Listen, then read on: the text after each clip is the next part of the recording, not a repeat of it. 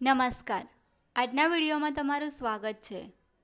આવનારી પોલીસ કોન્સ્ટેબલની પરીક્ષા માટે બંધારણના અગત્યના પ્રશ્નો આ વિડીયોમાં લીધેલા છે, જે આવનારી પરીક્ષામાં તમને ઉપયોગી બની રહે.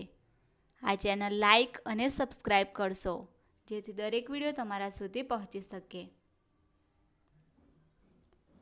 પહેલો પ્રશ્ન છે, પંચાયતી રાજનું મુખ્ય લક્ષ્ય કયું છે?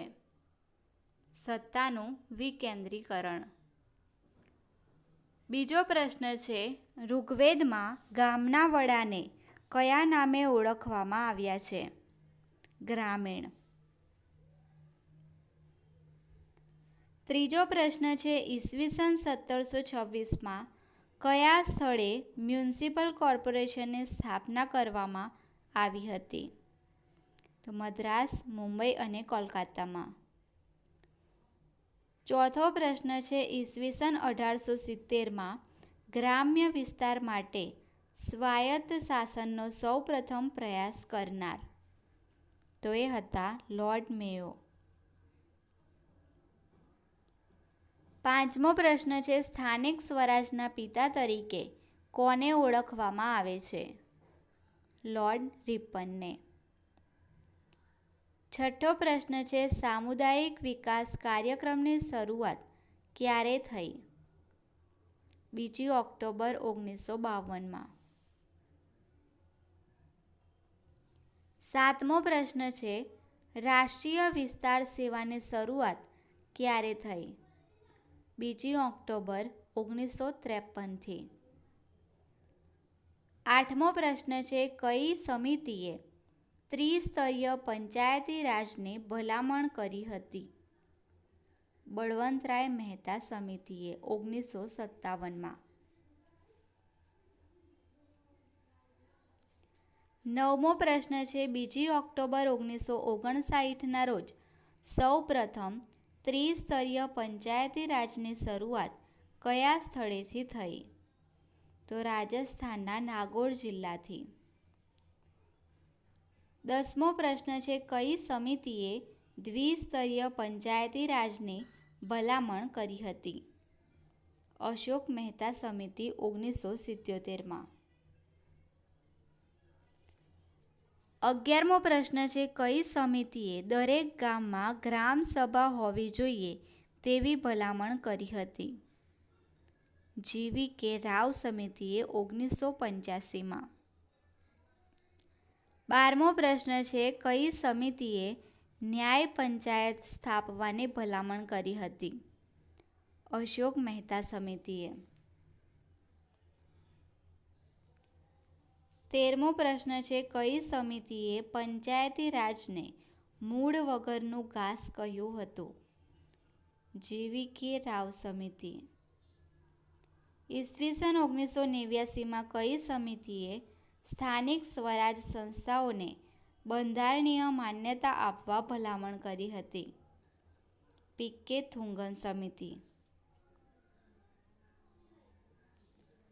15મો પ્રશ્ન છે, કઈ સમિતિએ દર 5 વર્ષે પંચાયતો માટે નાણાં પંચ નિમણૂક કરવાની ભલામણ કરી હતી? GVK રાવ સમિતિએ. કઈ સમિતિની ભલામણના આધારે ઈસવીસન 1961માં ગુજરાત પંચાયત અધિનિયમ 1961 બનાવવામાં આવ્યો? રસિકલાલ પરીખ સમિતિ. 17મો પ્રશ્ન છે, ગુજરાત પંચાયત અધિનિયમ 1961નો અમલ ક્યારથી થયો? 1 એપ્રિલ 1963થી. કઈ સમિતિએ ત્રણેય સ્તરે સામાજિક ન્યાય સમિતિ ફરજિયાત બનાવવાની ભલામણ કરી હતી?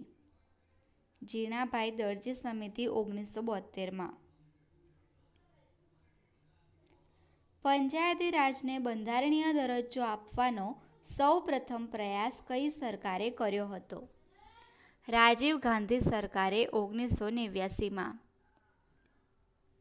રાજીવ ગાંધી સરકારે પંચાયતી રાજને બંધારણીય દરજ્જો આપવા કયો બંધારણીય સુધારો રજૂ કર્યો? 64મો સુધારો 1989. પંચાયતી રાજને બંધારણીય દરજ્જો અપાવનાર સરકાર? નરસિંહ રાવ સરકાર. કયા બંધારણીય સુધારા દ્વારા પંચાયતી રાજને બંધારણીય દરજ્જો પ્રાપ્ત થયો?